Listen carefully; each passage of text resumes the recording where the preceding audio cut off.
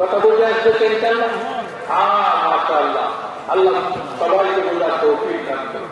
এইবার যখন আমরা ইনশাআল্লাহ দাওয়াতের কাজকে এই কাজকে বানিয়ে মৌত পর্যন্ত চলতে থাকবো, এই কাজ মৌত পর্যন্ত এইটা মনে রাখবো।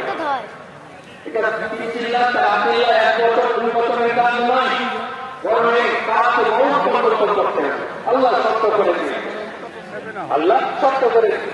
আল্লাহ কসম খেয়ে বলেছেন, ওয়ালা আসরে ইন্নাল ইনসানা লাফি খুসর ইল্লাল্লাযিনা আমানু ওয়া আমিলুস সালিহাত ওয়া তাওয়াসাউ বিল হক ওয়া তাওয়াসাউ বিস সাবর। আল্লাহ তাআলা কসম খেয়ে বলেন, সারা দুনিয়ার মানুষ ধ্বংসের মধ্যে আছে, সারা দুনিয়ার মানুষ ধ্বংসের মধ্যে আছে, কিন্তু তারা ধ্বংসের মধ্যে নয় যারা ঈমান এনেছে। যারা ঈমান এনেছে তারা ধ্বংসের মধ্যে নয়। এইবার ভাইরা, আমাদের কাছে যতটুকু ঈমান এসে গেছে আমরা দেখাতে পারবো কি? কিভাবে দেখাতে পারবো?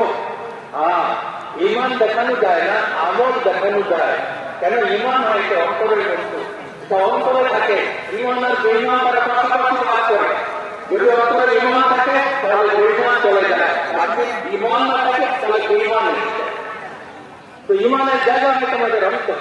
এই জন্য ঈমানকে দেখানো যায় না, কিন্তু ঈমানের আলামত প্রকাশ করে।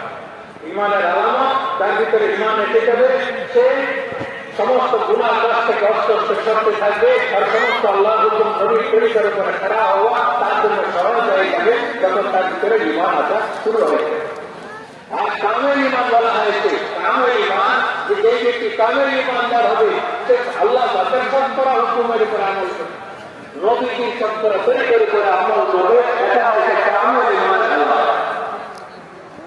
অর্থাৎ আমাদের মধ্যে আল্লাহ যতটুকু কমি আছে, নবীর তরিকার আলোচনার মধ্যে যতটুকু কমি আছে, আমাদের ঈমানের মধ্যে অতটুকু কমি আছে। আর যখন আমরা পুরো আল্লাহ হুকুম, পুরো নবীর তরিকার উপরে আমল করানো বলে যাবো, তখন আমাদের ঈমান মুসলমান হবে। আল্লাহ তখন বলেছেন যে তুমি কি করবে? তোমার ঈমান আছে, ঈমান। এবার এই ঈমান আগে বস্তু, ঈমান বলে মেহনতের দ্বারা, যেরকম বিল্ডিং মেহনতের দ্বারা বনে, এরকম ঈমানও মেহনতের দ্বারা বনে। ঈমানের মেহনতের নাম হয়েছে দাওয়াতের মেহনত।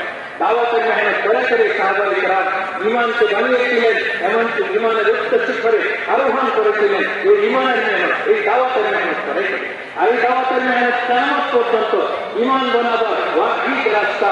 যারা ঈমানকে সত্যিকারের ঈমান বানাতে চায় তারা দাওয়াতের মেহনত করতে হবে। দাওয়াতের মেহনতের দ্বারাই ঈমান হবে। যার যেই পরিমাণে এই রাস্তা পরিবহন হবে, যারা এই পরিমাণে এই রাস্তা